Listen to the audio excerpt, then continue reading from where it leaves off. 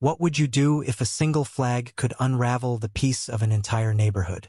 In the quiet suburb of Willow Creek, where manicured lawns and picket fences painted a picture of harmony, a storm was brewing. It began with a simple piece of cloth, weathered and faded, that flew proudly in front of my dad's house. To him, it was more than fabric. It was a symbol of sacrifice, a tribute to his years in the military and the friends he'd lost. To Karen Mitchell, our next-door neighbor, it was an eyesore, a blemish on her vision of suburban perfection. What unfolded wasn't just a clash of wills, it was a battle that exposed raw truths, hidden scars, and a twist that no one saw coming. My dad, James Harper, was a man of few words but deep convictions. At 62, he carried himself with the quiet strength of someone who'd seen too much to be rattled by trivialities. The flag in question was the POW MIA flag, black and white, with its stark silhouette of a soldier and the words, "You are not forgotten." He'd raised it every morning since we moved to Willow Creek 5 years ago, a ritual as steady as his morning coffee. It wasn't flashy or provocative, but to Karen, it was a personal affront. Karen was the kind of woman who thrived on control. Her house was a shrine to order. Pristine flower beds, a mailbox painted to match her shutters, and a homeowners association rulebook she wielded like a scepter. She'd moved in 2 years ago and quickly made herself the unofficial queen of the neighborhood, her sharp eyes catching every infraction, real or imagined. A kid's bike left on a lawn? She'd leave a typed note. A dog barking after 9 p.m.? Expect a visit from Karen.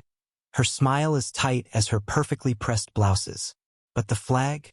That was her white whale. It started subtly. One crisp autumn morning, as leaves crunched underfoot, Karen knocked on our door. Her lips pursed in a way that screamed trouble.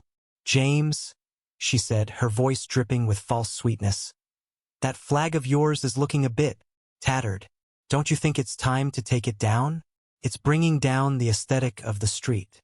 Dad, polishing his old service medals at the kitchen table, barely looked up.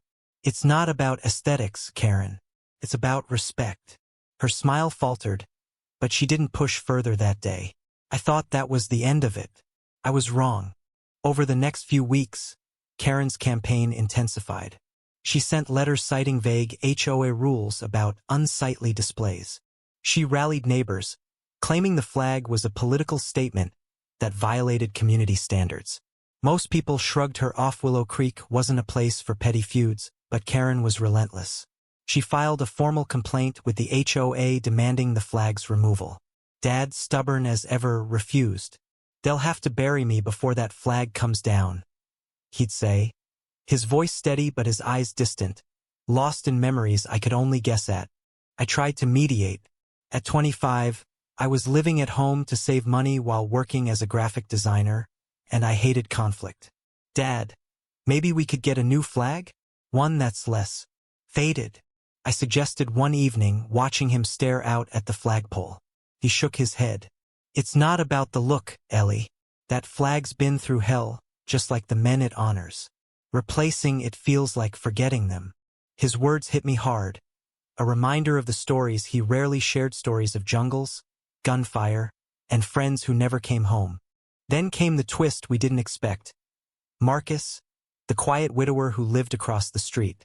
Marcus was a mystery, a man in his late 50s who kept to himself, his yard plain but tidy, his life a closed book. He'd never spoken to us beyond a polite nod. But one evening, as Karen's complaints reached a fever pitch, he showed up at our doorstep. His hands were calloused, his eyes weary, but there was a fire in them I hadn't seen before. "I heard about the flag," he said, his voice low. "I want to help." Marcus, it turned out, wasn't just a neighbor. He was a former POW, captured during a covert operation in the Gulf War, held for 3 years in conditions he described only as dark. The POW MIA flag wasn't just a symbol to him, it was a lifeline. A reminder of the men who'd kept him sane through endless nights of despair. "Your dad's flag," he told me. "It's the first thing I see every morning. It's why I stay here." His words were a gut punch. I'd never known, never even suspected, the weight he carried. "Dad," hearing this, clasped Marcus's shoulder, a silent understanding passing between them. Karen, oblivious to this, doubled down.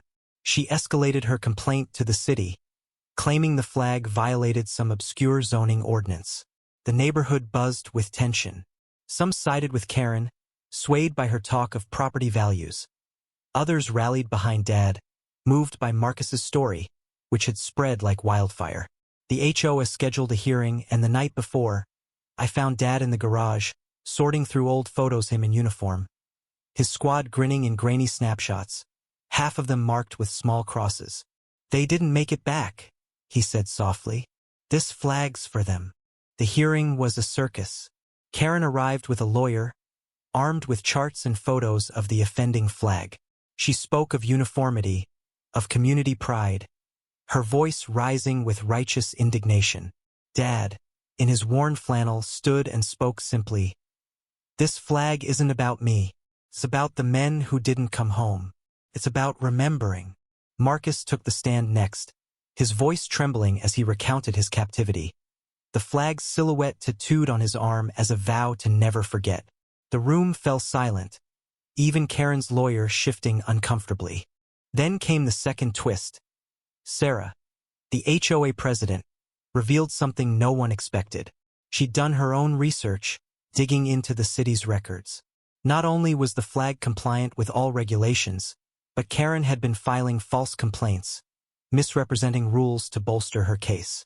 Worse, she'd been caught on a neighbor's security camera tearing down a small POW, MIA flag from another veteran's yard months earlier. The crowd gasped. Karen's face drained of color, her composure crumbling. The board ruled swiftly. The flag stayed. Karen was fined $3,000 for frivolous complaints and ordered to issue a public apology at the next community meeting.